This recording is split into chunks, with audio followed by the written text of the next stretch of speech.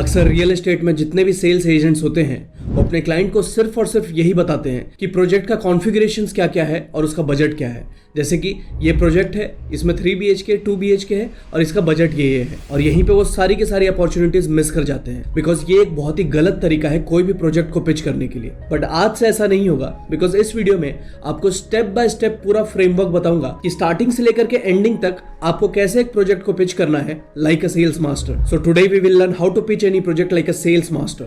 Hello, my name is Animesh Kumar and I help people overcome their fears and challenges into sales, soft skills and leadership. I have taken more than 500 plus workshops till date for 70 plus companies and I have trained more than 1 lakh plus individuals. तो चलिए बिना किसी देरी के शुरू करते हैं कि हम अक्सर ये गलती करते हैं कि हम प्रोजेक्ट के बारे में शुरू से बताने लग जाते हैं कि ये बिल्डिंग है, ये टावर है, या फिर ये लैंड पार्सल है, या फिर ये जो लोकेलिटी है, जो भी है। बट सबसे पहले जो फर्स्ट स्टेप है वो हमें ये बताना है कि जो ब्रांड है, जो भी उस प्रोजेक्ट का ब्रांड ओनर है, उसका पास्ट प्रेजेंट फ्यूचर बताना बहुत ही जरूरी है। जैसे कि मान लीजिए कि गोदरेज का एक प्रोजेक्ट है ट्रिनिटी टावर्स आ रहा है या फिर ट्रिनिटी टाउनशिप आ रहा है, तो मैं पहले गोदरेज का पास्ट प्रेजेंट एंड फ्यूचर बताऊंगा। ब्रांड के बारे में थोड़ा सा बात करना बहुत जरूरी है। जैसे कि गोदरेज कब से शुरू हुआ, इसका ओनर कौन है, अब तक कितने प्रोजेक्ट्स डिलीवर कर चुका है, कितने कस्टमर्स को ऑनबोर्ड कर चुका है, और इसका ऑन टाइम डिलीवरी जैसे कि पोजीशन डेट का सक्सेस रेट क्या है। इससे आप अपने क्लाइंट्स के अंदर बहुत ही ज्यादा ट्रस्ट डेवलप कर पाएंगे और उसको ये लगेगा कि आप उसको प्रोडक्ट सिर्फ बेचना नहीं चाह रहे बल्कि आप उसे एडुकेट कर रहे हैं पूरे प्रोजेक्ट के बारे में और इस इंडस्ट्री के बारे में, जिससे कि आप पे और भी ज्यादा भरोसा कर पाएगा। फिर सेकंड स्टेप में भी अब तक आपको प्रोजेक्ट को इंट्रोड्यूस नहीं करना है। अब आ जाती है बारी लोकेशन की। अब आपको लोकेशन का पास्ट प्रेजेंट एंड फ्यूचर बताना है। जैसे कि मान लीजिए कि नवी मुंबई लोकेशन है, तो अब नवी मुंबई 5 से 10 साल पहले कैसा था रियल एस्टेट के मायने से, और एट प्रेजेंट कैसा है, और फ्यूचर क्या क्या इसके ऑनगोइंग प्रोजेक्ट्स चल रहे हैं जो कि डेवलपमेंट फ्यूचर में होने वाला है, जिससे कि आप उसको लोकेशन का वैल्यू भी बता सके और लोकेशन के बारे में बहुत सारा इंफॉर्मेशन दे सके। अगेन ये आपको हेल्प करेगा ट्रस्ट बिल्ड करने में, और वो आपको बहुत ही नॉलेजेबल और स्मार्ट समझेगा, और उसको ये भी लगेगा कि इसको पूरा का पूरा प्रोजेक्ट का बहुत ही इन डेप्थ नॉलेज है and I am at the right place. Because देखो, जो आपको करोड़ों रुपए देने वाला है ना दोस्त, वो ऐसे ही नहीं देगा। वो करोड़ों रुपए उसको ही देगा जिसको देख करके उसको लगेगा कि हाँ, ये करोड़ों रुपए लेने के लायक है, या फिर ये भरोसेमंद है, ये ट्रांसपेरेंट है, ये ऑनेस्ट है और बहुत ही नॉलेजेबल है इस फील्ड में। और जैसा कि मैं आपको बताता हूँ, ये सारी चीजें जो मैं आपको स्किल्स सिखाता हूँ, ये मैं आपकी जिंदगी बेहतर बनाने के लिए नहीं सिखाता, मैं आपको डोमिनेटर बनाने के लिए सिखाता हूँ कि आप किसी भी फील्ड में, किसी भी स्पेस में, किसी भी साइट पे इसके बाद अगर मेरा सेल्समैन जाए तो सारे के सारे लोग पीछे हट जाए, बिकॉज उनको पता चल जाए कि एक सेल्स मास्टर आया है। तो वो बताने के लिए, वो दर्शाने के लिए आपको ये चीजें सीखनी बहुत जरूरी है, बिकॉज 99% लोग ये नहीं करेंगे क्योंकि सिर्फ 1% लोगों को ये सीक्रेट स्ट्रैटेजीज और टिप्स पता है। थर्ड स्टेप, अब भी आप प्रोजेक्ट का इंट्रोडक्शन नहीं करेंगे, अब आप कनेक्टिविटी के ऊपर आएंगे। कनेक्टिविटी के बारे में बताएंगे कि उस प्रोजेक्ट से जितने भी कनेक्टिविटीज हैं, जैसे कि एयरपोर्ट कितने दूरी पे है, मेट्रो स्टेशन कितने दूरी पे है, लोकल स्टेशन कितने दूरी पे है, टैक्सी स्टैंड कितने दूरी पे है, और मेजर जो कनेक्टिंग हाईवेज है जो कि उसको दूसरे सिटीज से कनेक्ट करते हैं, और जो भी मेजर सिटीज हैं उसके इर्द गिर्द वो कितने दूरी पे है और कैसे वो जा सकता है, वो कम्यूट कर सकता है, वो लॉजिस्टिक्स का थोड़ा सा उसको इन्फॉर्मेशन देकर के उसको एडुकेट करेंगे। जिसमें कि आप एक सर्कल बना करके बीच में प्रोजेक्ट लिखिए, एरोज निकालिए उस सर्कल से। एयरपोर्ट इतने दूरी पे एक एरो, दूसरा एरो लोकल स्टेशन इतने दूरी पे है, ये हाईवे इतने दूरी पे है, ये सिटी इतने दूरी पे है, जिससे कि वो उसे देखते भी रहेगा और बहुत ही इजीली समझ भी पाएगा। आप इसे रफ भी बना सकते हैं उसके सामने, चाहे एक पेपर पे चाहे कोई बोर्ड पे।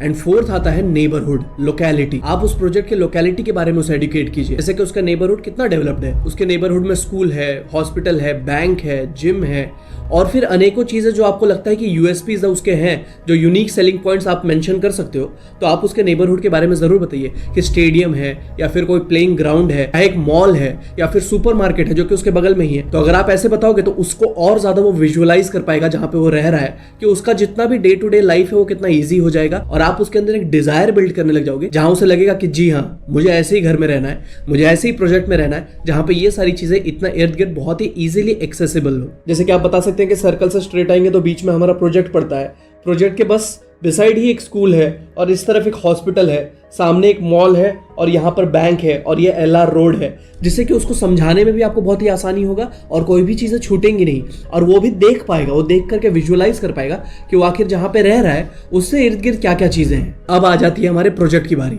अब हम अपना प्रोजेक्ट इंट्रोड्यूस करेंगे। जैसे कि हमारा ट्रिनिटी टावर्स था, तो अब हम ट्रिनिटी टावर्स को इंट्रोड्यूस करेंगे कि ट्रिनिटी टावर्स का लैंड पार्सल कितना है, कितने एकर्स में है वो, कितना फ्री स्पेस छूटा हुआ है, FSI क्या क्या है, कितने टावर्स हैं, और क्या क्या कॉन्फ़िगरेशंस इसमें आने वाले हैं। अब आप उसके एमिनिटीज के बारे में बताएंगे, जो फैसिलिटीज उसको मिलने वाले हैं, जैसे कि club house, indoor playground, swimming pool, badminton court, park या फिर जो कुछ भी आपको यूएसपीज यहाँ पे मेंशन करने हैं, जो भी यूनिक सेलिंग पॉइंट्स है यहाँ पे मेंशन कीजिए प्रोजेक्ट के कि क्या क्या उसको यूनिक मिलने वाला है। और यूनिक बताना बहुत जरूरी है, तो यूनिक ढूंढिए या फिर यूनिक सोचिए कि इसमें क्या यूनिक मैं बता सकता हूँ अपने प्रोजेक्ट के बारे में, चाहे वो कनेक्टिविटी के तौर पे हो या फिर लोकेलिटी के तौर पे हो या फिर अमेनिटीज के तौर पे हो। कुछ ना कुछ आपको जरूर मिल जाएगा, चाहे वो क्लब हाउस में कुछ बहुत ही एडवांस क्लब हाउस हो, ओलंपिक लेवल स्विमिंग पूल हो, जॉगिंग ट्रैक हो, आपका क्रिकेट स्टेडियम हो सकता है खुद का अंदर, जो भी आप उसे बिना भूले पिच कीजिए। अब आ जाता है हमारा कॉन्फ़िगरेशन, जो कि हमारा घर 3 BHK है, 1 BHK है, 2 BHK है, पेंट हाउस है, ड्यूप्लेक्स है, रो हाउसेज है, विलाज है, क्या क्या है उस टावर के अंदर, क्या क्या है उस लैंड पार्सल के अंदर, क्या क्या है उस टाउनशिप के अंदर, और उसी अकॉर्डिंग आप उसका कारपेट एरिया भी उसे बताइए। एंड फिर उसके बाद आप उसका बजट बताइए। बजट सबसे लास्ट में आएगा, ध्यान रखिएगा। अक्सर क्या गलती करते हैं कि हम स्टार्टिंग में बिल्डिंग बताते हैं, बजट बताते हैं, जिससे कि अगर उसका बजट नहीं होगा या फिर थोड़ा ऊपर नीचे होगा ना, तो उसके बाद आप जो भी चीज़ें ये सारी चीज़ें बताएंगे ना, तो डिजायर नहीं बिल्ड हो पाएगा, वो सपने नहीं देख पाएगा, क्योंकि अब उसके दिमाग में हमेशा ये चीज़ लग रहा है कि यार ये तो मेरे बजट में नहीं है, क्योंकि बजट हमने स्टार्टिंग में ही बता दिया। अब बजट लास्ट में बताने से फायदा ये होता है कि आपने स्टार्टिंग में जितनी भी चीज़ों से बताई हैं वो एक तरीके से वहीं पे पहुंच चुका है और वो जिंदगी को अपने दिमाग में जी रहा है। अब जब उसे एंड में बजट पता चलता है, तब उसे ये लगता है कि यार घर तो एक ही बार खरीदना है, तो क्यों ना ऐसा ही घर खरीदे जहां पे मैं खुद रहना चाहता हूं और मेरे सपनों का घर हो। और यही इसकी सबसे बड़ी खास बात है, क्योंकि हमें सामान नहीं बेचना, हमें इमोशंस बेचना है। We have to sell stories, we have to sell emotions. तो आपको अपने पिच में भी इमोशंस डालना बहुत ही जरूरी है। आपको ये सारा चीज़ एक स्टोरी टेलिंग के तरीके से बताना बहुत ही जरूरी है। और ये पूरी की पूरी पिच मात्र 3 मिनट के अंदर खत्म हो जानी चाहिए, और ये खत्म हो भी जाएगी। आप सोचेंगे इतना सब कुछ 3 मिनट में कैसे बताएं? बिल्कुल, ये बहुत ही आसान है। आपको अपने प्रोजेक्ट के बारे में 3 मिनट में ये सारी चीजें खत्म करनी, उस हिसाब से आपको ये सारी चीजें याद होनी चाहिए।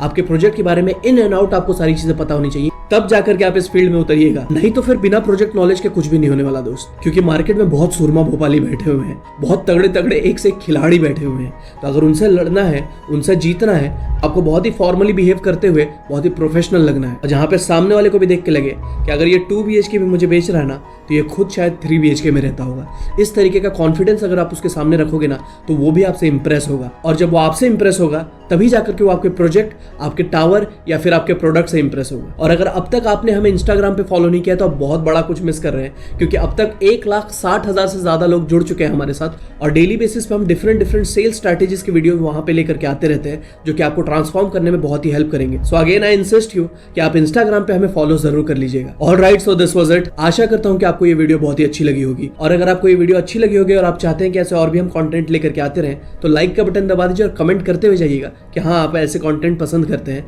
ताकि हमें भी कॉन्फिडेंस मिले ऐसे और भी चीजें लेकर के आने के लिए। नहीं तो मुझे नहीं पता चल पाएगा कि आपको क्या चाहिए और क्या मैं लेकर के आऊं।